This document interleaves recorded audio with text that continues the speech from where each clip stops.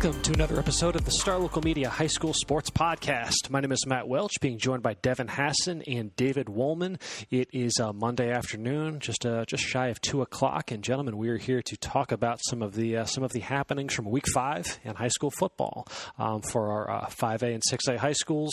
This is one of the weeks where, first off, just about everybody in our coverage area began district play if they hadn't already. They're underway now, and with this week, I'd say, with the exception of weeks where, as you get kind of later in the season and you have weeks where you have like the de facto district championship game or the playoff eliminator, outside of weeks like that, it's a week like this past one where it felt like there was a lot that went against the grain. These are the ones I love to talk about the most, man. I'm not going to lie. I've been waiting to start talking about this stuff since Thursday night, to what happened in that Plano West Lewisville game.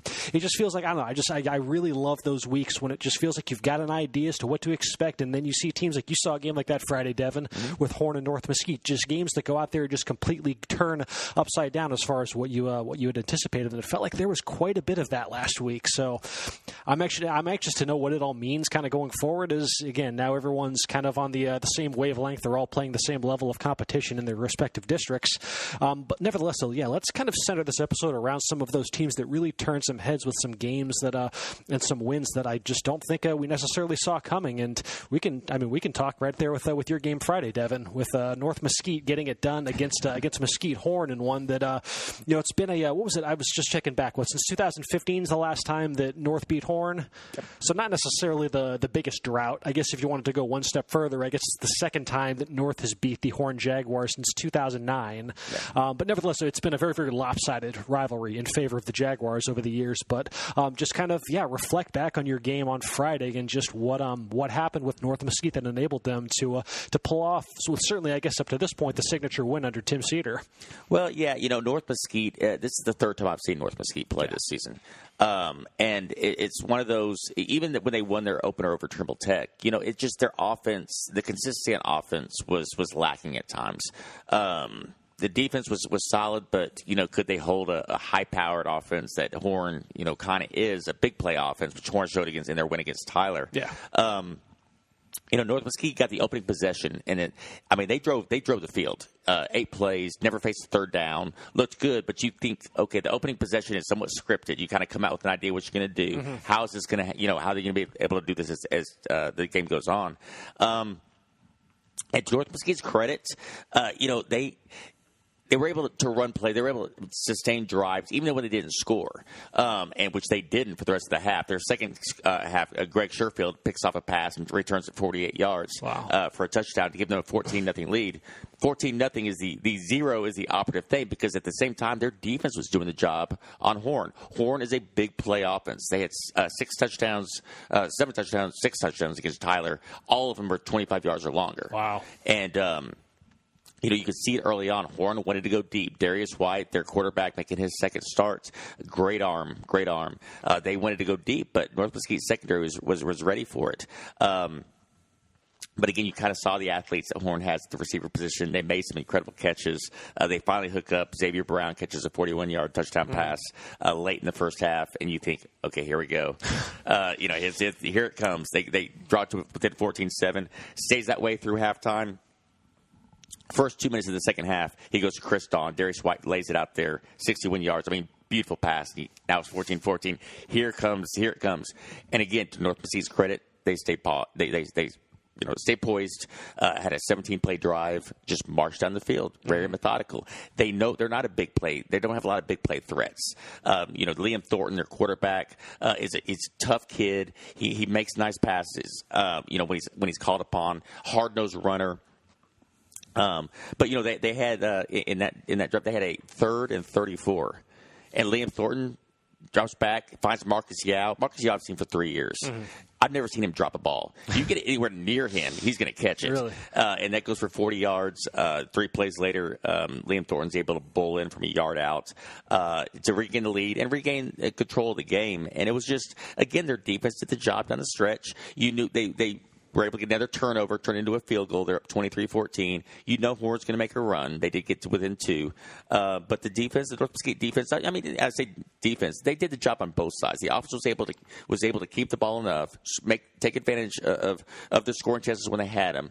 And the defense, like I say, it was very impressive. They allowed the 2 big plays through the passing game, but this is a Horn offense that's capable of doing that almost every play. So for them to only allow 2 and to hold Horn at 21 points, you mentioned it, like I say, since Tim Cedar took over 3 years ago, this is their big win during that time. And now all of a sudden you start looking at that playoff picture with, we've always kind of said Rockwall and Rockwall Heath are up there. I still think Tyler Legacy is the 3rd best team right now. But Skyline beats Mesquite. North Mesquite all of a sudden has that win over Horn. If they're able to knock off another, win, especially say they beat Skyline. Yeah. I mean, North Mesquite is in the conversation now for the playoffs, and we wouldn't have said that. Would you imagine that all the way back in August? We wouldn't have said it last week, let alone 3 weeks ago. So, kudos to Coach Cedar and that coaching staff, and like I say, Liam Thornton and that entire North Mesquite team. You talk about just, North getting its signature win under Tim Cedar, and, David, we can talk a little bit about 6XA now as they had their first week last week. And, I got to see on Thursday what was, I guess up to this point for Plano West, their biggest win under head coach Tyler Sukup. I know it didn't necessarily have just the drama that encompassed that wild comeback that they had to beat Plano East last year and snap their 34-game losing streak. But this was, this was not a win that I believe anybody outside the program necessarily saw coming. Louisville had entered this game, with a 2-1 record. Their offense had scored at least 48 points in every game that they had played, and even in defeat, against a high-powered team like Rockwall Heath, you could still see the capabilities of this offense and just how, when you factor in just the collective with the experience they have at quarterback, receiver, and then just the breakout year for Damian Martinez as far as becoming an elite running back in the area. That this Louisville offense has certainly set the bar as far as maybe being the best in District 6XA, and Plano West held them to 17 points, and it was very, very impressive how they got this done. So Plano West beats Louisville 27-17. Again, hands down the biggest one that they've had under Tyler Sukup. Hands down the biggest one that program has had maybe since Soso Jamaba was on campus. It's been a hot minute since West picked up a win of this caliber, but. You look at just how it started for them, and it kind of had the feelings of like West. You could see right out of the gates that West was like, okay, we're just going to control the clock every chance we get. They started trying to work the clock pretty much from their opening drive, and that's you have to against a team like Louisville just to limit their possessions. But then they I believe it was a costly penalty that stalled out what looked like a pretty promising drive, because you could see early on they were moving the ball and them on the ground. Tabor and Yates was getting to that second and third level already out of the chute, and they were having some success, and you could see at least a blueprint early on, like, okay, they might be able to make this game competitive. Then Louisville gets the ball back, though, and then they just march right down on them. Martinez, 30 yards on his first carry. They're in Plano West territory in like 2 plays, and Talon Green then finds Isaiah Stevens on he gets behind the secondary, a beautiful catch that was a little high, but he had to make an adjustment in midair. Just a very acrobatic grab by Stevens that he's able to then take into the end zone for a touchdown. And you're just thinking, okay, it's going pretty much how most would have expected so far. And fair play to the Plano West defense, because they adjusted some stuff in the secondary, and they really kind of took away the long game for Louisville. And the Farmers didn't really come up with a counter. Martinez was great. He had 193 yards in this game, so they did not shut him down by any stretch. But for Louisville, they were held. I think they got a little over 400 yards, which is really good for most programs, but it's at least under what they had been performing as. And it just felt like that passing game just never really got on track after that opening drive. And a lot of it was, again, West taking away some stuff deep. They forced Green out of the pocket, and he was kind of holding on to the ball, just couldn't necessarily. His first read was rarely there. His second read was rarely there. West did a really good job of just short-circuiting that pass game. And then as time goes on, you see Plano West start to kind of take control of this one. The passing game for West was, again, they didn't light it up for 300 yards or anything, but it was timely. They converted 3rd and long when they had to. It wasn't just this death knell for a team that's necessarily a run-first offense. And they were actually able to take control of this game for good in the 4th quarter with 14 unanswered points. behind the efforts of two sophomores. And it's the fact that they won this game in the second half is all the more impressive because Tabor Yates, who's kind of been the centerpiece of their offense, he got hurt late in the first half, and he didn't play at all in the second half. It was a quad injury that he suffered. So right there, you're just thinking like, oh boy, this is, and you could even see in the third quarter the West, their offense really started to sputter a bit, and you're just kind of waiting for that moment when Louisville is able to kind of just put the boot to the throat and really pull away on this thing.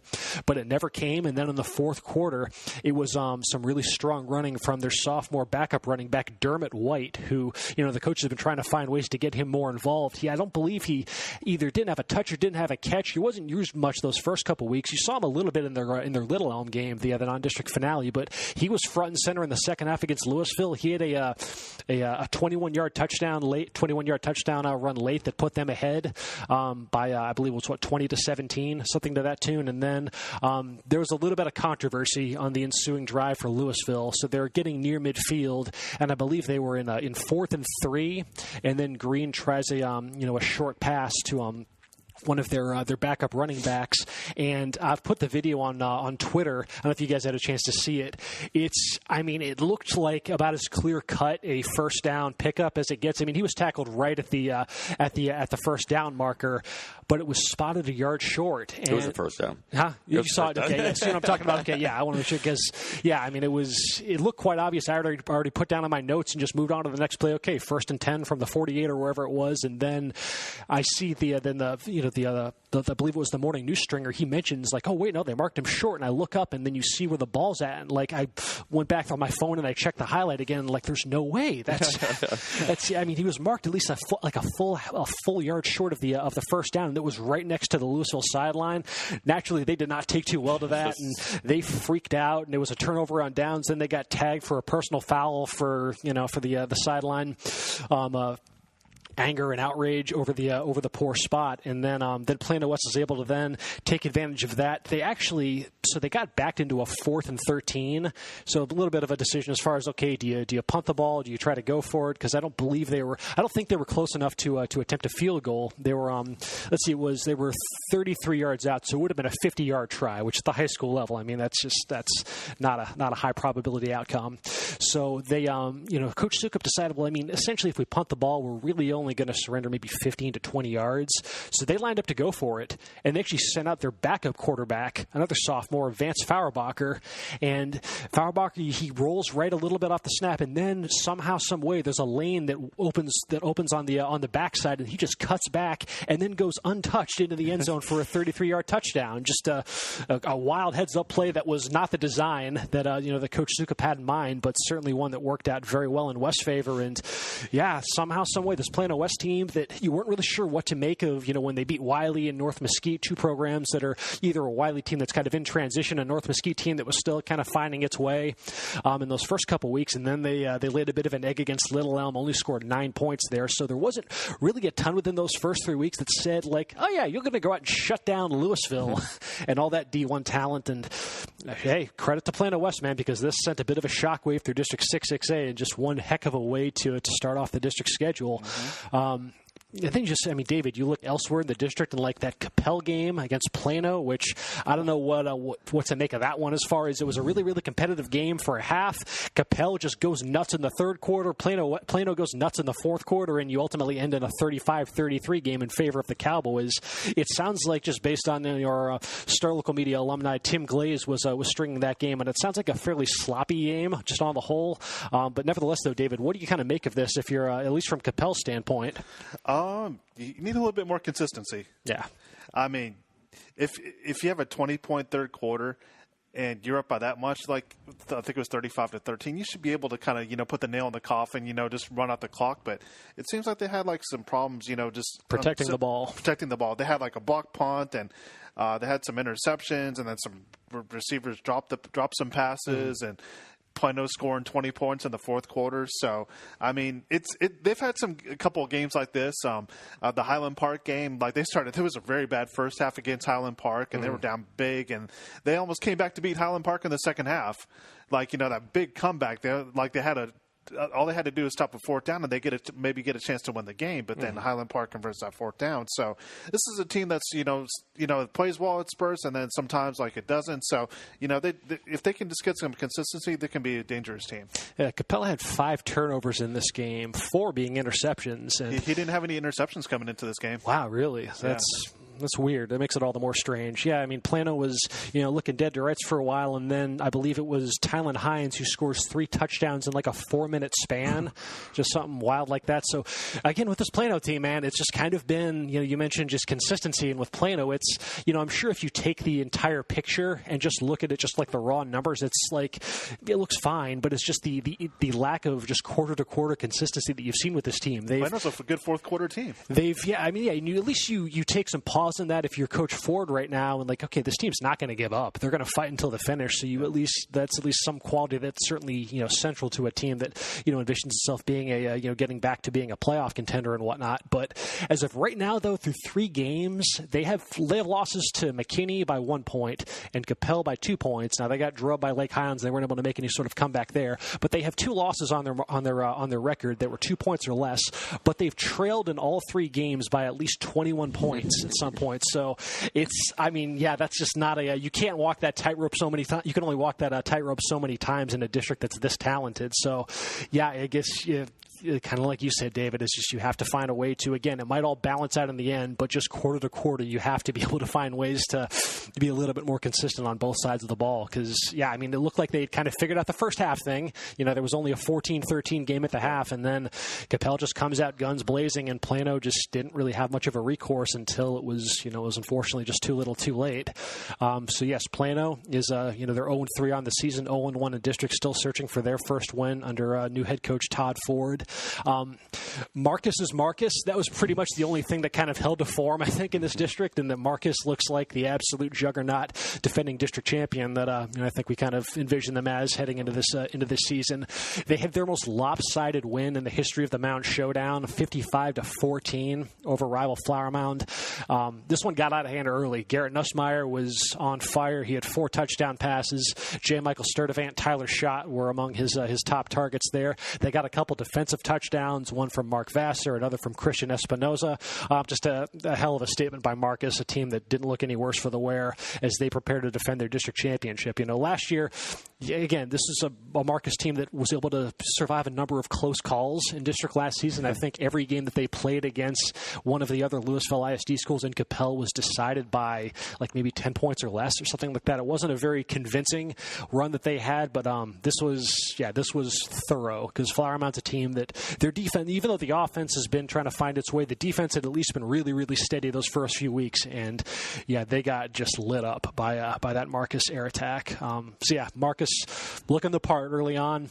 I was on Friday. I got to see Hebron and Plano East. This one was, again, Hebron still working with a bit of a shorthanded deck. It does feel like they're getting a little bit healthier. It sounds like quarterback Weston Conaway is going to be back in the fold fairly soon, but they're 2-1, and Jacob Uniff has done a great job just spearheading this little short, quick-range passing attack. They did a really good job getting their wideouts in space against Plano East, and you saw, Dakota Bridges, Jedi Henry. I mean, they had their way with Plano East as far as yards after the catch goes. They got big nights from their running backs. Jalen Wilson had 3 touchdowns.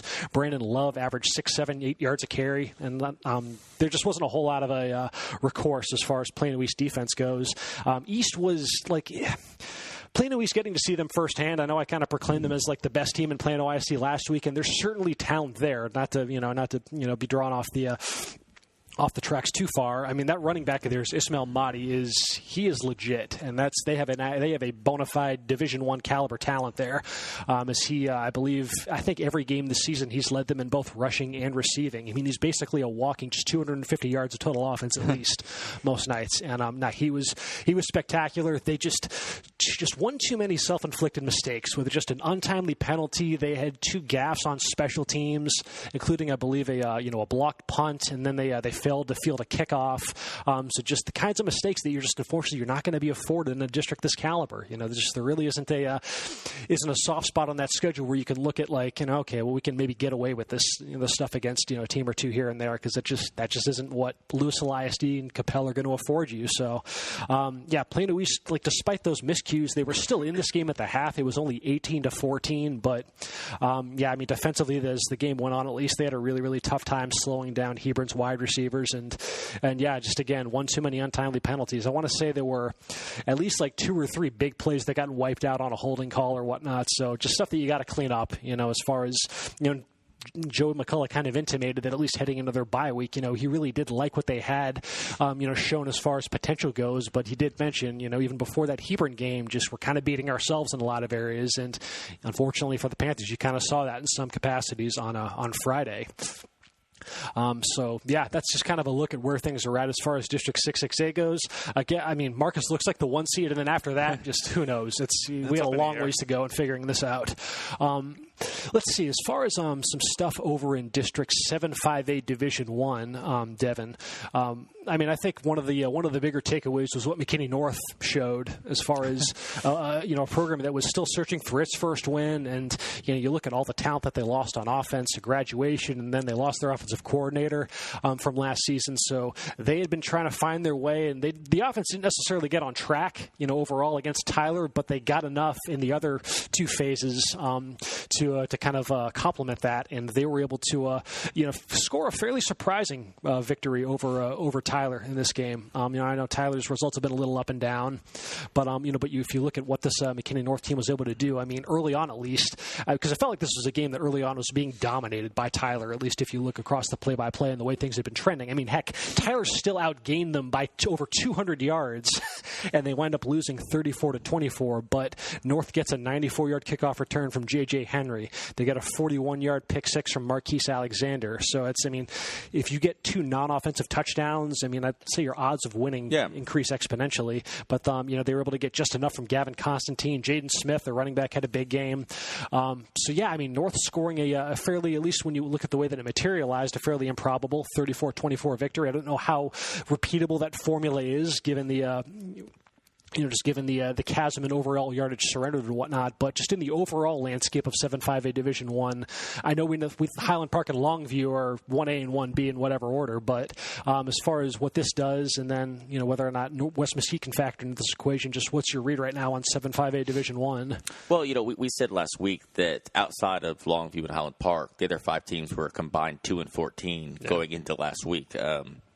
And so it was going to come down to who was able to win those head-to-head matchups. So this was a huge win for McKinney North. West Mesquite, it's – I think I have to double-check. I believe they turned the ball over on 4 consecutive offensive plays last week against Longview. That's not good. Yeah. So you're not going to beat – it's hard enough to beat Longview if you're if you're playing your A game, let alone turn the ball over like that. West Mesquite was able to score a few points. Again, given the score of the game at the time, it's kind of hard to say if that was against Longview's A squad. But I think in any of these 5 teams, Wiley East, Sherman, Tyler, McKinney North, it's going to come down to head-to-head matchups. So every game is big. And so for McKinney North, especially coming out in their district opener with a lot of new players, trying to kind of forge a new identity after last season's incredible offense and numbers and whatnot. But try to build confidence. I think it's a huge game, and it's one of those we talked about it the last couple of weeks with other districts starting up. Even though it's the first week of district, some of these games we're going to look back on a month from now and say, remember back in week 1 when this team won by 10? They scored a late touchdown to make a 3-point game, a 10-point win. Well, that's the tiebreaker, and it goes into all this stuff, or just simply a head-to-head thing. So, I think this is huge for McKinney North, and I think it positions them to be the 4th playoff team out of this district. Over in 5-5A Division 1 with Frisco ISD, you talk about games that could potentially pay massive dividends down the road, and again, much like 7-5A Division 1, we know who the top 2 teams in that district are in some order. It's either Ryan or Lone Star. We thought the 3 seed coming into the season was Independence. Up until last week? That might not be the case anymore. Yeah, it's 3, 4, 5, 6. It seems like it's all up for grabs after those top 2 in 5-5A Division 1. David, you got to see the Colony against it was Frisco Centennial that they beat last week. Right, yeah. So yeah, the Colony at least keeping its playoff chances afloat. They were able to bounce back from what was a very, very tough loss to to Wakeland. You imagine they're kind of on that, because it feels like now some combination of Reedy, Independence, Wakeland, maybe the Colony can try to wedge their way into that mix there. They'll have to obviously fare a little bit better than they did against Wakeland. But quickly, what'd you see in the Colony as they were able to get a bounce back win? The thing that impresses me about the Colony is just the way they handle adversity. You're up 13. I think it was 13-3 against Wakeland, and then you're just kind of looking to continue the running game, just not turn the ball over. And then they had those turnovers. They had the 5 turnovers, and then 4 of them went for scores. So this is a Colony team that has 17 new starters. So you're figuring like, okay, how are we going to bounce back from this? How are we going to handle this adversity right there? This past Friday, they had more adversity. They had 4 turnovers in the first half, but not a good recipe for success. But they found a way to get through this one. They actually held out of those 4 turnovers, Centennial only got 10 points out of them. And at one point, it got to 17-7 Centennial, and they had a pick 6. Gabriel Price, he returned a 60-yard pass for a touchdown, and that was like that was like with less than 2 minutes in the half. So going to the half, he's like, okay, Centennial is going to have some good momentum going into the half. I think that I can't remember if they got the ball to start the second half, but to go up have that kind of momentum going into halftime, that's huge right there. But as soon as that was over with, the Colony, they just regrouped, and instead of just trying to run out the final seconds of the clock, they stay aggressive. So I think a couple plays in, Camden Wesley, their stud sophomore running back, he goes 56 yards, takes it down to the 5-yard line. One play later, 5 yards into the end zone for a touchdown. Okay. So instead of 17-7, it's 17-14 right there.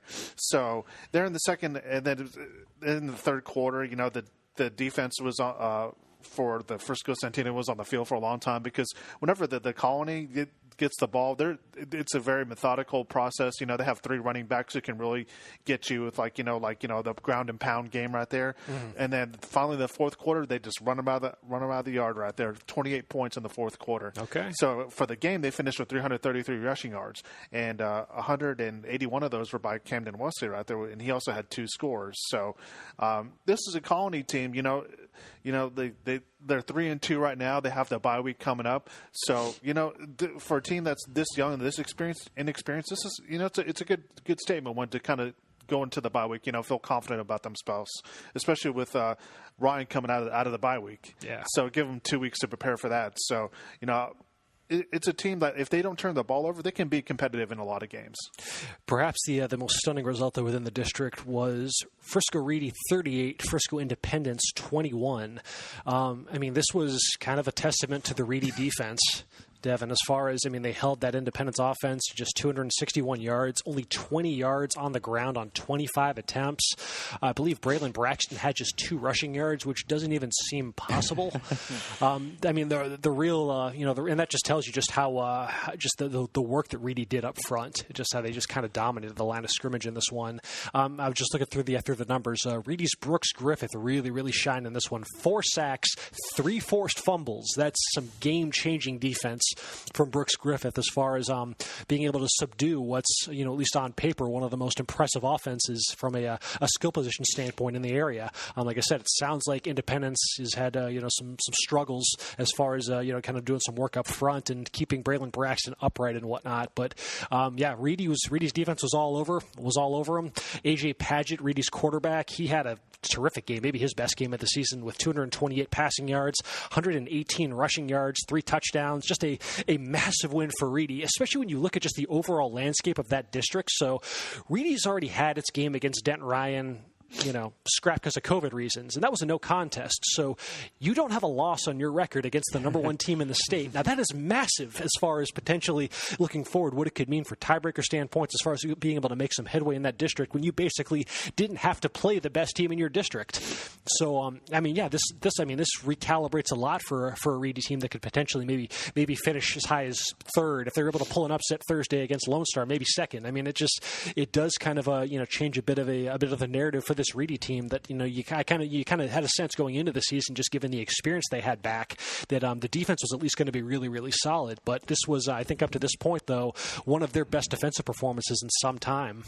I think they're firmly entrenched in third right now in terms of projecting how the season's going to end. I mean, assuming you say Ryan and Lone Star are 1-2, I mean, you got the win over Independence. A lot of people kind of had Independence as the third team. And then a lot of people, we thought, Wakeland and Reedy would be battling out for fourth. But, given the way Reedy not just beat Independence last week, I mean, but really seemed to dominate that game, I think they're firmly entrenched in that third spot, and it's theirs to lose. So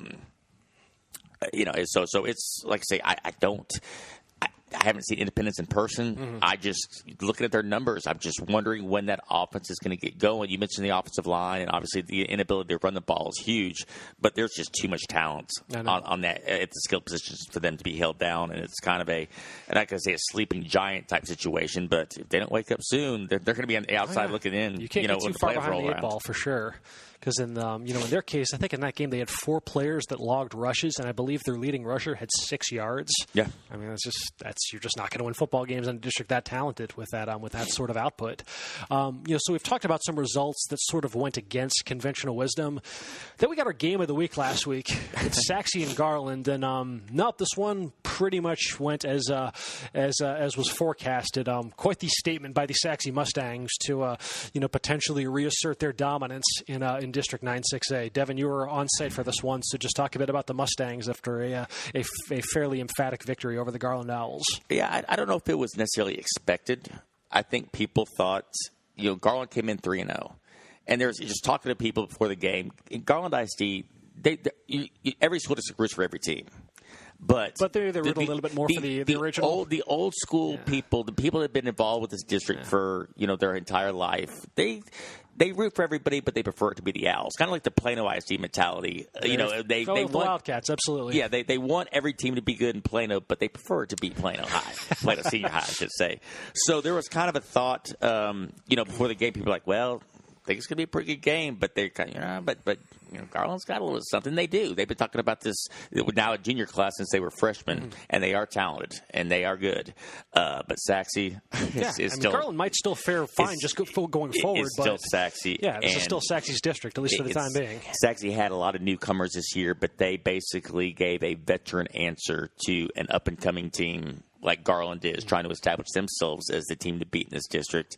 And they just punched them in the mouth. I mean, they came out on the first play from scrimmage. Alex Orjai rolls left, and Tyler Williams, there was no one within 20 yards of him. He's all alone down the field. Wow. So they go for 76 yards on the first play. I mean, within no time, they scored 21 points in the first quarter. Garland, to their credit, tried to hang around. Sergio Perez, their quarterback, played a really tough game, got hurt on a couple of occasions, came back into the game. He scores early in the second quarter. They're within 21-13. But then Sachse just almost just kind of says, okay, well, that was fun. We're going to take our game to the next level. What are you going to do? And before you know it, midway through the third quarter, it's 49-13. Really? And the backups are in, and Garland made a couple. They scored. The final score is 49-27. Garland scored a couple. One in the last minute of the fourth quarter to kind of make the final sound better than it was. But yeah, just Sachse was just really impressive on both sides of the ball. We talked about Alex Orjai before. He goes 16-25 for 267 yards. A couple touchdowns. They nearly had 3 100-yard rushers because Orjai went 11 for 131. Corey Jones went 16 for 104 and 3 touchdowns. And Brian Okoye went 12 for 94, but then he also had a 45-yard touchdown reception as well. So just so much talent coming out of that backfield, so much talent on the outside. If people thought Sachse was going to dip, and we talked about it doing our kind of district previews, the amount of transfers they had that went to other programs, the amount of starters they lost from last year. I mean, they essentially returned 3 starters from last year's team. Is this the year that they're going to get tripped up? Is Wiley going to get them? That's not happening now. But no, I mean, can Garland, we didn't know, we still don't know a lot about Rowlett, although they were impressive and they're finally having their season debut last week. But, a lot of speculation about is this the time where Sachse gets toppled from their perch, and if last Thursday's an indication, no, they've got more talent than pretty much everybody out there, and they're still a team to beat. Wanted to close this out with a quick look at 5-6A. At the same night that the Plano West was authoring its upset win over Lewisville, there was one which might be even more of an upset, honestly, considering what they had shown the first month of the season. I did not see this one coming. McKinney Boyd 42, Denton Braswell 12. McKinney Boyd, I had seen them twice this season. I saw them in their opener against Flower Mound. They lost 10-7. I saw them in their non-district finale against Byron Nelson. Went to overtime. They won 14-7. Yeah, 14-7. They had totaled 33 points in non-district play. So naturally, 42 points is right in the cards for their district opener. Is that the most surprising number, though?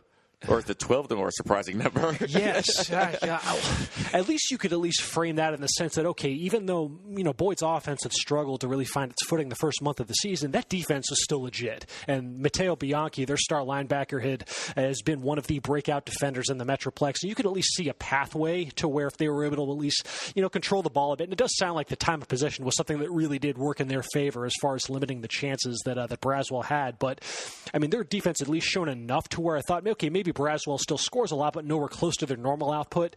I did not see 42 points coming from that offense.